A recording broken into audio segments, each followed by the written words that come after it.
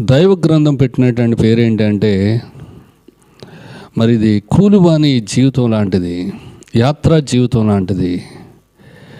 మనం ఎక్కడి నుంచి వచ్చినామో అక్కడ మరలా మనం వెళ్ళవలసింది, ఏదో ఒక రోజున వెళ్ళవలసింది. ఒకవేళ ముందు వెనక అలా మనం ఎన్ని కంపేర్ చేసుకున్నా అది ఖాయముగా మనమందరం కూడా ఈ లోకాన్ని ముగించాలి.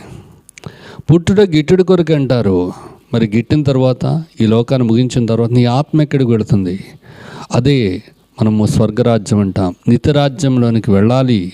నిజమే.